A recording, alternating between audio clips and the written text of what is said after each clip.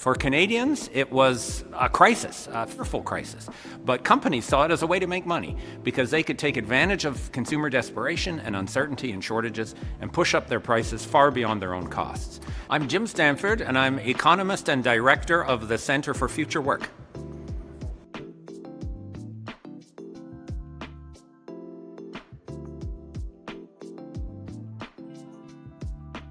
Since the pandemic, honestly, we've had a perfect storm of different disruptions and crises in supply chains. Consumers who were locked up for weeks or months even and had to come out and make up for lost purchases, global energy price shock, climate disasters, all kinds of things pushing prices up for all the essential goods and services in Canada.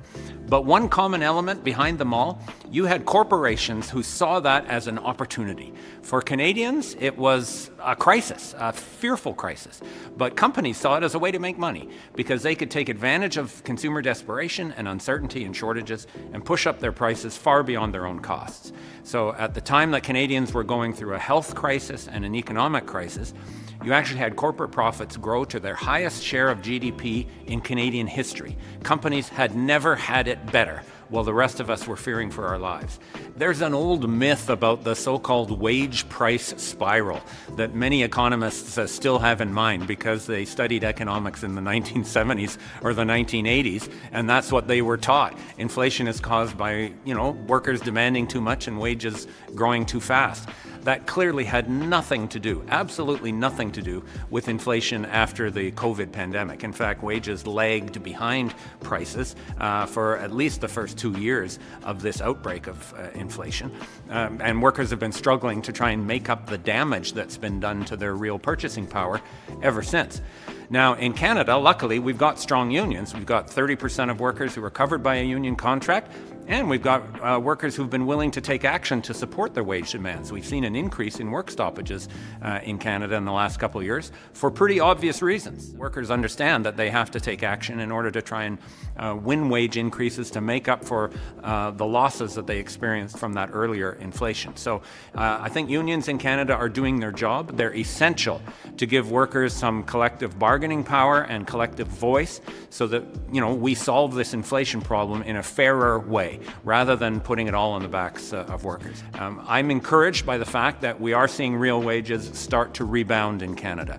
At this point, wages are growing faster than prices, and this is a good thing, not a bad thing, because it's going to help to restore living standards that were damaged by that inflation after the pandemic, and unions are part of that positive story.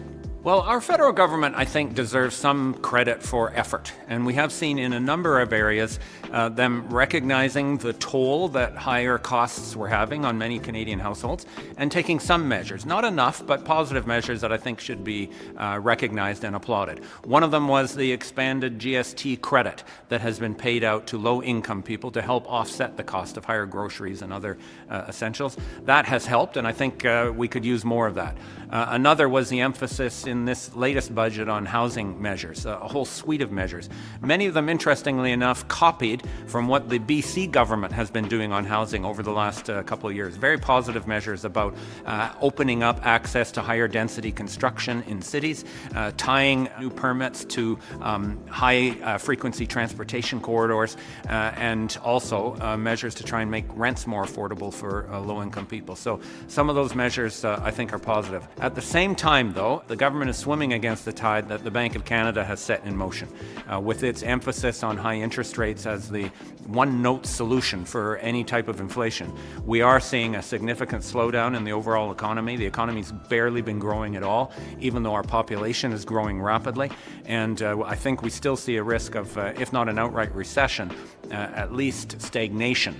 And that's going to make the cost of living crisis even worse because, there are a couple of things that matter on the cost of living. One is how much you pay for stuff, but the other is, do I have a job that pays good wages so that I can buy that stuff? And if the economy is in recession, then obviously that cost of living crisis is going to get worse. The great irony is the Bank of Canada actually sees that as part of its plan. It is explicitly and deliberately trying to increase unemployment because it thinks that's the best way to bring down inflation. And it's very unfair, very punitive. And the federal government has taken some measures to try and offset that, but not enough. And that's why I think we're still in for some tough times ahead. There's a lot of anger that Canadians have expressed about high prices for stuff. And in many cases, they quite rightly identify the self-interested corporate powers as being behind the problem.